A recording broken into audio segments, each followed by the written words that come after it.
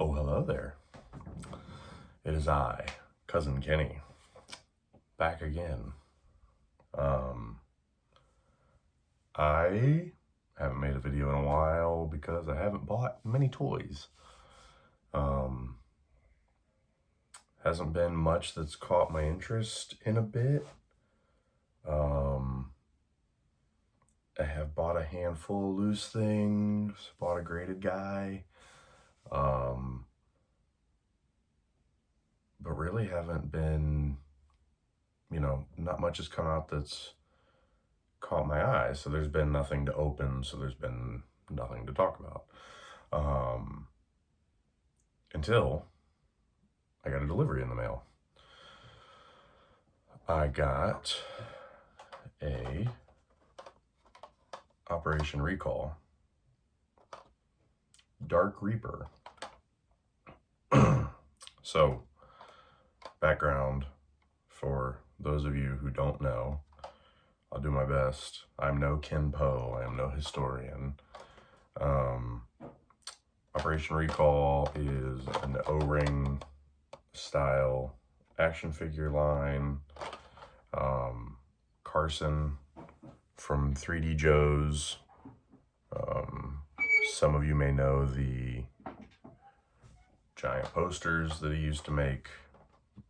A lot of you would probably know the giant omnibuses that he made. These are not giant. These are normal size. He put together some of the OG Hasbro G.I. Joe guys. He brought back a bunch of old G.I. Joe guys. And then what's cool is he took some, I guess you call them fan submissions. Basically, he submitted ideas for figures and they would get made. So like my buddy Jason's kid, Alexander, who has grown up around us at conventions, he put in this little ninja guy, right? And he got made. And then this figure was from Chris Scott of the upcoming Grindhouse Toys O-ring line, like the more horror-ish O-ring guys, which is pretty cool. He also did these VHS figures. I called them VHS figures, but that's not right. They were event exclusive, but very cool. And was an instrumental figure in the Yeti O-ring figure based around my cousin Aaron.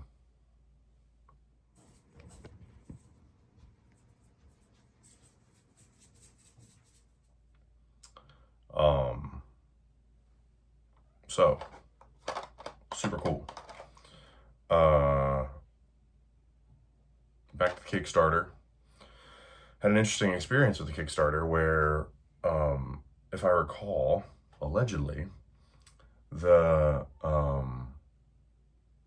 Kickstarter was mostly sketches that people did. It wasn't sculpts or figures. So I made my figure decisions based on those, right? Because that's all I had to work off of. And then however much later, we were at Joe Fest and Carson had upstairs, I guess, turnarounds of the figures, some of the figures. And I go up and I'm like, yo, I didn't order that figure. That figure's sick. Because I'm not really an all-in kind of guy. I'm a pick and choose character here and there. And I'm like, yo, I didn't order that dude. He's incredible looking as a figure. Wasn't so great as a sketch. And then there'd be another one that was the artwork was dope, but then the turnaround was the figure didn't look that good. It's fine, whatever. It's just not for me. Again, I'm not an all-in kind of guy. The figure's got to catch my eye for me to want to pick it up. So I was like, well, I got to get in, or I'm going to be disappointed in my order, right? So I ended up going in on BackerKit and completely, not completely, but flopping a lot of my order into other figures where it's oh, I didn't get this guy, I didn't get that guy.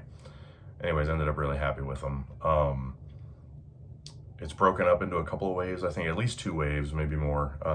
I know that there's like a guy with a turtle that looks really cool, a couple other figures like that that aren't here yet. But in the meantime, apparently out of the first wave, this is the only guy I got. And that tells you something about my taste. I don't know what it tells you.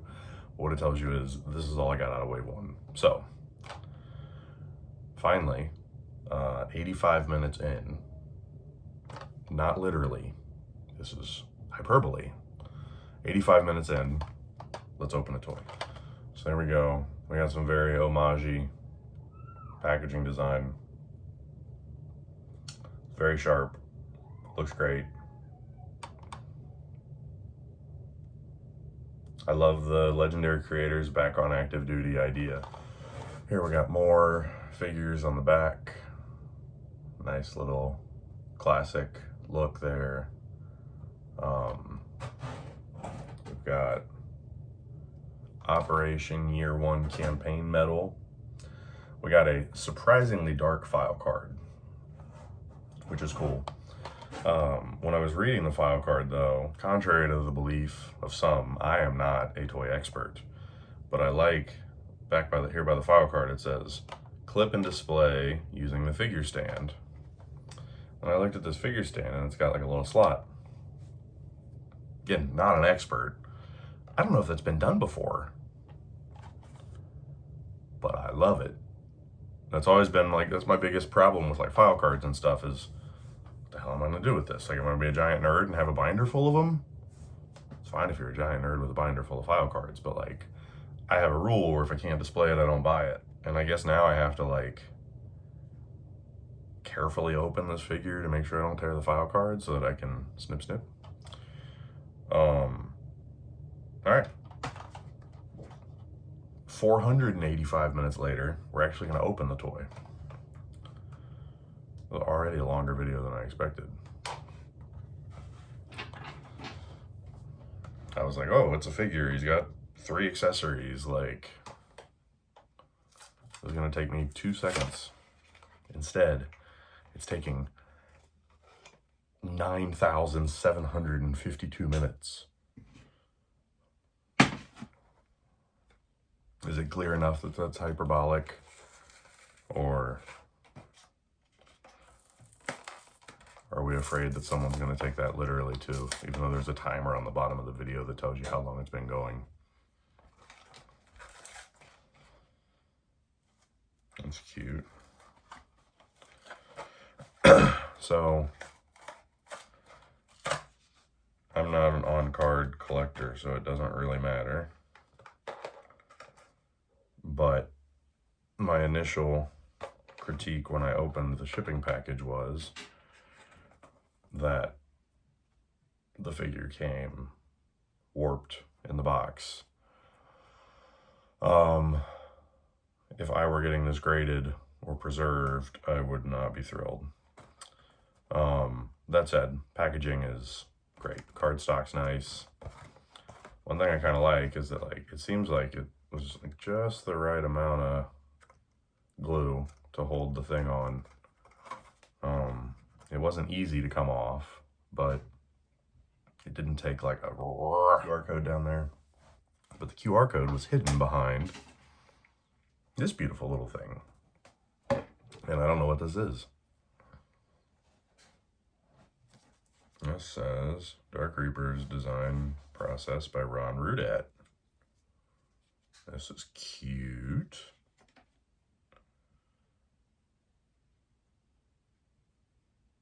So we got a Ron Rudat sculpture sheet. We got an ideation. I love a good surprise. Oh, cute. And then a Doug Hart art.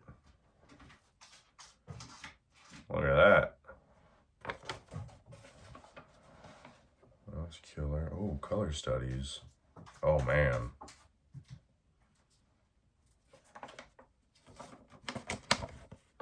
Got some, maybe a repaint wave.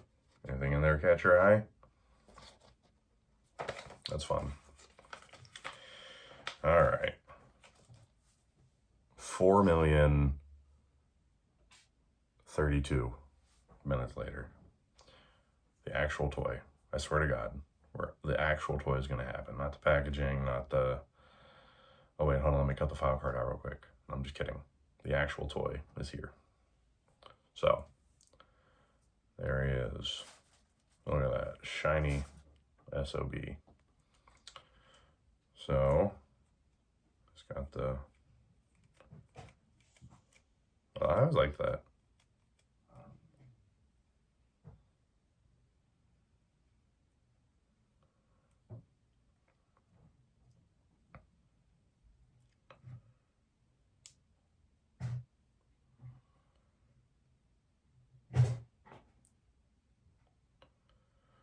So I like, at first glance, aesthetically, the helmet feels big, right? It's like, oh, his head's so giant. But then I think about it and I'm like, man, I kind of like it. Like, I've seen before where toy companies have done this thing where it's like they go for aesthetics over reality. And my brain has a hard time being like, there's not a human head under that helmet. So I definitely believe that there's a large human head under that helmet, which is fun.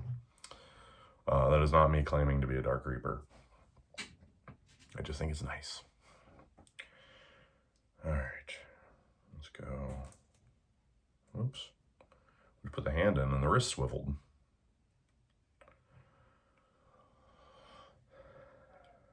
And I'm gonna do a comparison with some other O-ring figures at the end of the video, side by side, so that you can see for yourself how they look next to some of our favorite toy lines.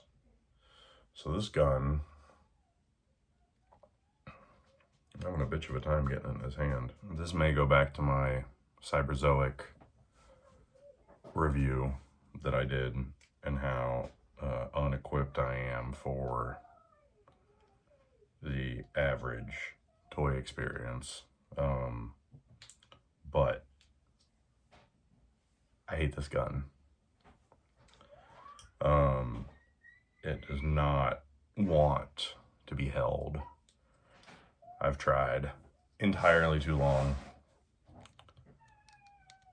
It like really doesn't want to. Like the handle's pretty big for the. Yep. I'm gonna call that quits. So, the figure itself is cool. I really like the figure stand. I think it makes for like a really cool, almost like Hall of Fame style presentation, which is cool. I really like the gun and the holster on the hip, or on the leg, the thigh, I guess. I love the logo on the shoulder pad there. I like the details of the equipment sculpted on the torso. So he's cool. Other than the package showing up, the card back showing up warped, which is fine because I was just gonna rip it open anyways. And this gun, I got no complaints. He's cool. I think the wrist swivel is very fun. But let's see how he stacks up against some of his friends. All right, a change of scenery, much prettier than my ugly mug, is an O-ring party. Got this Dark Reaper looking like that poor girl on the couch. We're gonna do a couple side by side size and aesthetic comparisons, just for the curious. I kind of like to know what they're dealing with. So I have an official G.I. Joe side by side. This is the ghost figure from Call Sign Longbow.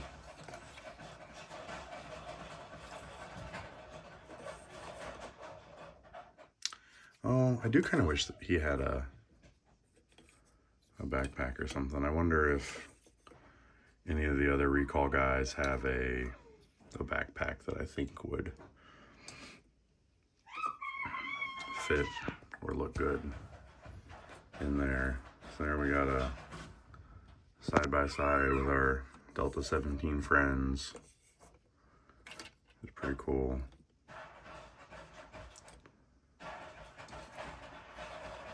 This is a custom by my friend Matt LaCroix. It was done at Joe Fest, I believe, called Sidewinder. I was just going through the case, picking some O-ring figures that looked cool. There's a knockoff that I was suckered into because I thought the aesthetic was cool. So, you know, this is not an exhaustive. There's a Strike Force Alpha. This is not an exhaustive comparison by any means, but I will say that, like, looking at these guys side by side, they feel glossy. Very glossy.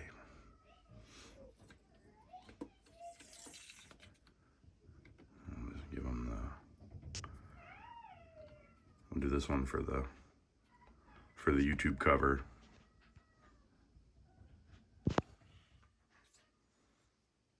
And then, you know, he seems a little small in scale next to this O-ring figure.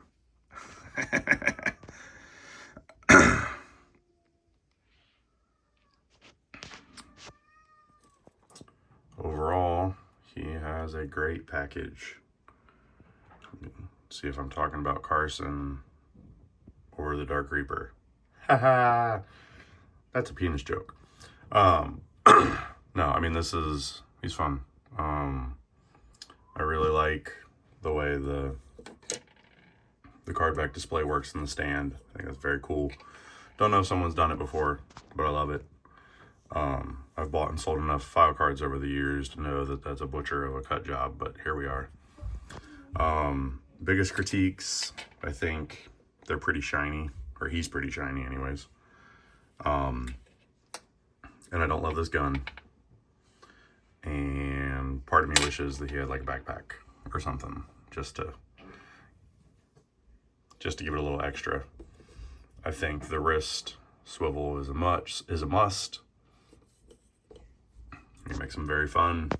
I'm pretty dang happy with him. Ultimately, because the rest of my figures don't have this display option, he probably won't stay like that. He'll get mixed in with the rest of my O-rings down below, but happy to add him to the collection. I think everybody did a great job, and I look forward to seeing what else I ordered that I don't remember. Thanks for watching.